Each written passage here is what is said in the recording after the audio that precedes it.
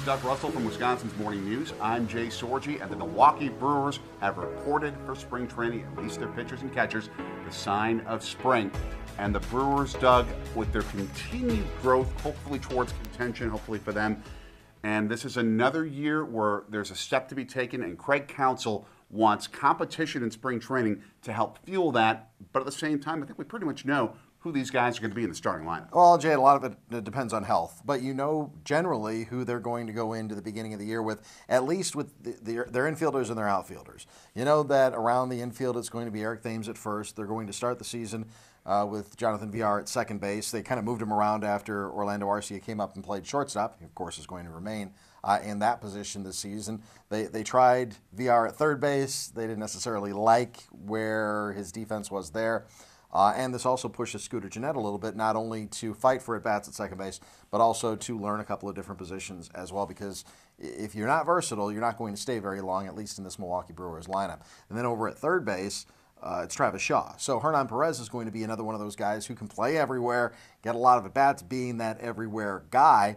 But that's also going to be incumbent upon Scooter to, again, learn a position so he can stay on the roster. In the outfield, you know, Ryan Braun is going to be in left field as long as he's a Milwaukee Brewer, and it appears as though they're going to keep him. And I think that's wise. I think that's a good move for a lot of different reasons. And a lot of people may disagree with that, but I think that he should remain a Brewer.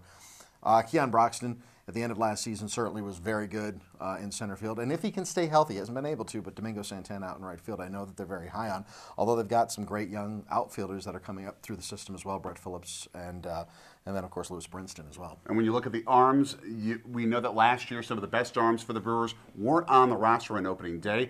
This is a team where so many potentially great players are starting to bubble up toward that major league level. Can we expect that this year, or again, is the rotation pretty much set pending health? Well, there's going to be some attrition. Matt Garza is not going to end the season with the Brewers. I don't think there's any question about that.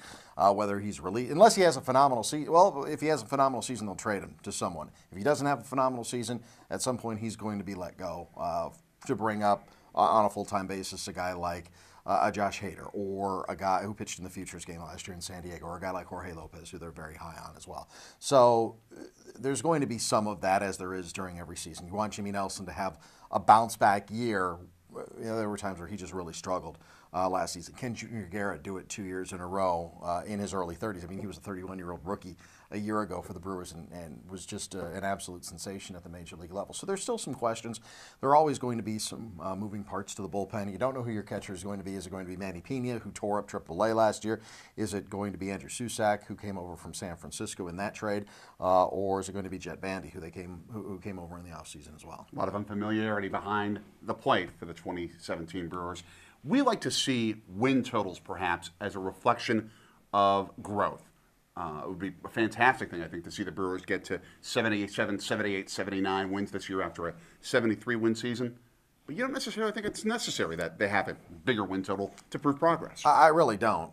You know, what happens if Ryan Braun goes down with an injury? What happens if they don't get much production out of the catcher position, but Jake Nottingham tears up the minor leagues and he's ready to be that next catcher in waiting for the Brewers? What happens if Eric Thames struggles a little bit? You know, there's so many variables. Eric Thames hasn't seen a major league pitch since 2012. They think that his game is going to translate. They think that they're going to cut down on the record number of strikeouts that they had last year, and they think their defense is going to be better. But if all of those things don't add up, you may not wind up with 73 wins, but you can still see some progress. They're still too early, in my opinion, in the rebuilding process to measure progress by major league victories. Certainly, you'd love to see progress. You'd love to see 75, 76, 77 wins. That'd be awesome.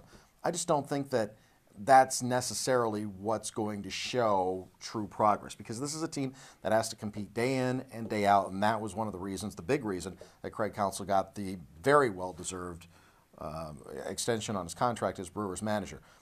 When he was first elevated to that position without any coaching experience, I didn't know how good of a manager Craig was going to be at the major league level. I think we all know now that he's an outstanding major league manager, but that's not reflected in the win total yet either.